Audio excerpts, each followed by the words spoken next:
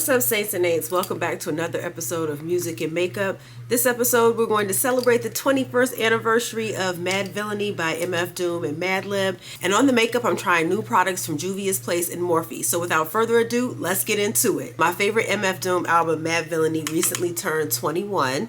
And while 21 is not considered like a major anniversary like 20 or 25, I still wanted to celebrate this album with an episode. As I mentioned before, Madvillainy is an album by MF DOOM and Madlib, and this came out in March of 2004. And I have an affinity for both Doom and Madlib due to their love of like alter egos. You know, I'm a Scorpio, so I like that kind of thing. And I think it's really cool. How they use these different identities like King Ghidorah, Quasimodo, and allegedly Mr. Fantastic to expand on their creativity. And this album is also very special to me for nostalgic reasons as well. And I remember listening to this album a lot when my daughter was born. And so I really associate that album with like that whole entire like postpartum period, like staying up late. For instance, the song Accordion, I first heard that like up late one night watching Adult Swim, and you know, they used to just play like the instrumental in between like the commercial breaks. And so that's like the first time I heard that, and that really like piqued my interest about this album. Now, that being said, let's jump into some of my favorite songs from off of Madvillainy. Now, as I mentioned before, Accordion was the first song that I heard on the Adult Swim commercial breaks. And the beat is one of the first things that really caught my attention on this song, mainly like the accordion sample and the fact that the bass line was so heavy. So basically the premise of this song is Doom rhyming about himself and his lyrical abilities in the third person. And he also sprinkles in commentary on the industry and, you know, life just in general. My favorite verse is the opening line to this song: "Living off borrowed time, the clock ticks faster.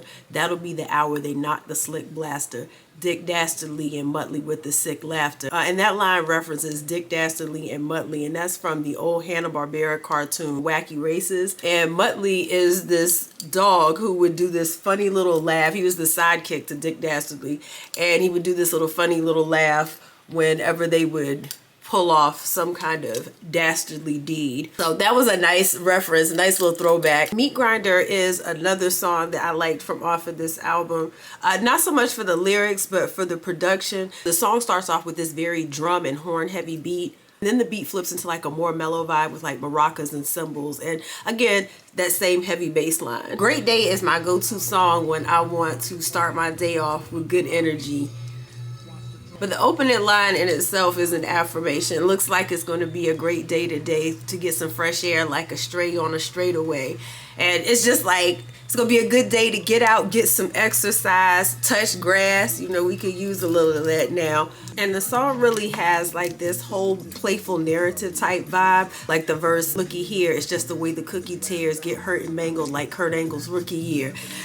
Just like real playful wordplay. Curls is another one that has a beat that has like that real upbeat feel to it.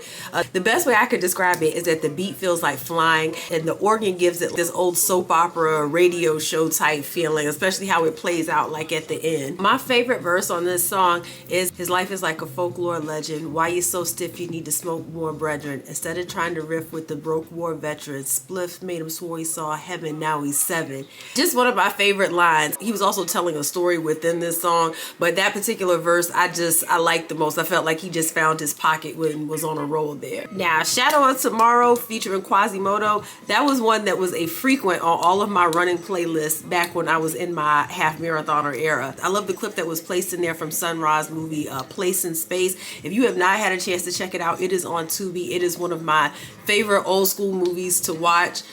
If you're big into Afrofuturism, that's gonna be the movie for you. And Sun Ra too, I love his jazz albums as well. So yeah, go check that out. This song is basically about the concept of time, really specifically the concept of what a day means. It says today is the shadow of tomorrow, today is the present future of yesterday, yesterday is the shadow of today, the darkness of the past is yesterday. And this was certainly a different way to perceive time. Day is a preview of tomorrow, but for me, only from a happier and better point of view. So it's like two different perspectives of time. Day is just a precursor to the past. And on the flip side of that, today is like a preview of tomorrow, that things will get better, that this is a preview of tomorrow from a better point of view. So it's all in how you look at it, and I just thought that was very interesting. It's either you're looking forward or you're looking behind, and what does that look like? If you're looking forward, oh wait, I just caught something. If you're looking forward, that's always going to be a happier and better perspective, because we're looking forward. When you're always looking back and thinking about today in the sense of it being tomorrow in the past, they said the darkness of the past is yesterday. See? Message. Now, another song that I like from off of here is All Caps. It's probably my favorite Doom song of all time. My favorite memory of this song, of course, was hearing it on the Boondocks. Now, this song was played during the episode where Ed and Rummy decide that they're going to kidnap Oprah. And it's when they were fighting, when Huey was getting ready to fight Bushido Brown. And the piano loop gives this beat like this real sense of urgency, and the flute is like this perfect complement to it. The second verse on this song is my favorite, and in true Madlib fashion, there's this beat flip at the end, and it reminds me of like the end of like a superhero cartoon. So that was like a really nice touch. And speaking of Boondocks, Fancy Clown was another song that I liked from off of here because of that show. This song was played during the episode where Granddad goes to bury like his old pilot buddy. That was, I'm gonna use the word buddy very loosely. I'm sure everybody's seen the episode, so y'all get what happened. But yeah, that was during that episode. Is when he found out that his friend was cheating with Maybelline. But yeah, speaking of that, this song is like the perfect thing to play when you've been the victim of cheating. It really, you know, helps you feel better. Especially when it was somebody lesser than you. But you know, I don't like to get in no competition. But yeah, this song is for that. Doom got something for the heartbreak. But last but not least is Rhinestone Cowboy is another one that I like from off of this album. The beat is another one that intrigued me. It really has like this modern day cowboy type of feeling to it. It's like something you would hear played during a Western. All right, Saints and Aints, it's time for my favorite part of my makeup routine, the lip combo. So I'm going to be using new from Morphe, the Dripglass Drenched, and this is in the shade Peach Prism. It's like a shimmery peach color. The glazed series is a bit more sheer. So again, not looking for a really heavy lip today because I have such a bold eye. And to line my lips, I'm going to use my favorite lip pencil. This is the One Size Beauty Lip Snatcher pencil in the shade Coin Collector. So let's jump into it.